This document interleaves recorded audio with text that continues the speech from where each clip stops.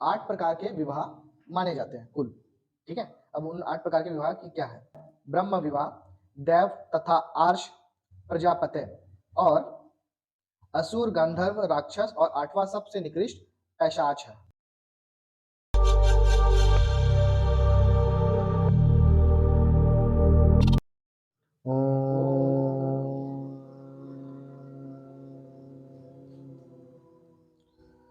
नमस्ते, आज की मनुस्मृति की कक्षा में आप सबका स्वागत है। पिछली कक्षा में हम लोगों ने ये देखा था कि किन परिवारों में, कुलों में हम विवाह ना करें, है ना? अच्छा, इसमें जैसे नाम वगैरह का जो आया था कि इस तरह के नाम वालों से, जैसे कौन-कौन से नाम वाले? नक्षत्र है ना? नक्षत्र नाम वाले, वृक्षों के नाम वाले, नदी के नाम वाले और पर्वत के नाम वाले, या थोड़े से भारी भरकम वाले नाम वाले, इन नाम वालों से विवाह ना करें।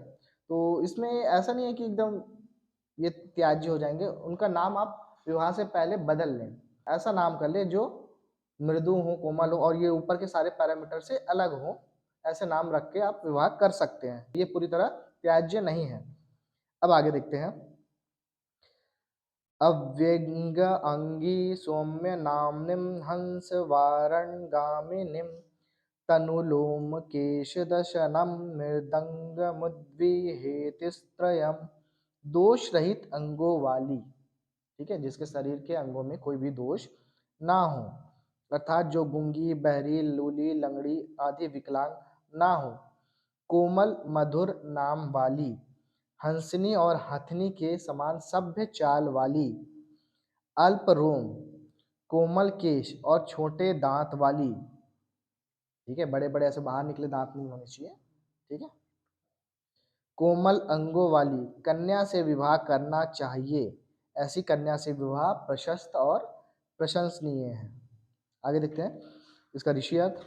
जिसके सरल सूधे अंग हो, वृद्ध ना हो, जिसका नाम सुंदर अर्थात यशोदा, सुखदा आदि हो, हंस और हथनी के तुल्य जिसकी चाल हो, सूक्ष्म लोम, ठीक है, शरीर पे छोटे छोटे रोम हो, केश और दांत युक्त, ठीक है, अच्छे सुंदर केश दांत युक्त हो और जिसके सब अंग कोमल हो, वैसी स्त्री के साथ विवाह करना चाहिए।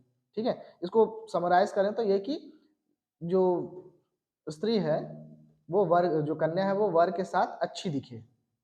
ठीक है, इसको अगर हम समराइज करें तो इस फॉर्म में बोल सकते हैं, जो कन्या है वो वर के साथ अच्छी दिखे, ऐसी कन्या के साथ विवाह करना चाहिए। अगला श्लोक है हमारा। 8 प्रकार के विवाह माने जाते हैं कुल।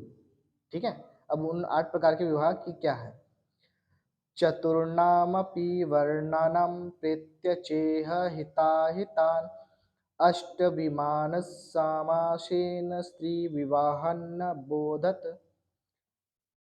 चारों वर्णों अर्थात ब्राह्मण, क्षत्रिय, वैश्य और शूद्रों का परलोक में और इस लोक में हित करने वाले और अहित करने वाले इन आगे वर्णित स्त्रियों के साथ संपन्न होने वाले 8 प्रकार के विवाहों को संक्षेप से जानो सुनो।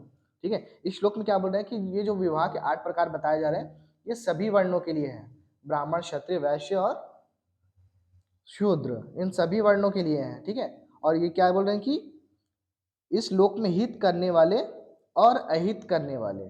ठीक है, तो इन विवाहों में कुछ प्रकार ऐसे हैं जो सभी के लिए अच्छे हैं और कुछ विवाह बुरे हैं जो सभी के लिए बुरे हैं। ठीक है, यहाँ पे ये श्लोक क्या बता रहा है? जो विवाह अच्छे हैं वो सभी के लिए अच्छे हैं इस लोक में और परलोक में भी, और जो बुरे हैं वो सभी के लिए बुरे हैं। ठीक है, तो उन विवाह, वो विवाह इस प्रकार से है। ब्राह्मो दैवस्थ वार्षः प्रजापतिस्तथा असुरः गंधर्वो राक्षसश्चैव पैशाचष्टाश्च अधमः। वे 8 विवाह है: ब्रह्म विवाह, देव तथा आर्ष प्रजापति और असुर, गंधर्व, राक्षस और 8वां सबसे निकृष्ट पैशाच है। ठीक है, 8 प्रकार के विवाह कौन से बता रहे हैं हमारे? ब्रह्म विवाह, देव, आर्ष, प्रजापत्य और उसके बाद क्या है? असुर, गंधर्व, राक्षस और 8वां सबसे निकृष्ट पिशाच विवाह है। ठीक है, तो अब हम आगे इन विवाह के प्रकार वगैरह देखेंगे कि कोई विवाह है, ठीक है, वो उसको हम कौन सा विवाह बोलेंगे। ठीक है, तो विवाह के लक्षण, ठीक है, किसी तरह का विवाह है उसको हम, ये जैसे कोई विवाह किया है उसको कब हम ब्रह्म विवाह बोले, है ना, या फिर कब उसको गंधर्व विवाह बोले, तो इसके लक्षण हम देखेंगे अगली कक्षाओं में। आज इतने पे संपन्न करते हैं।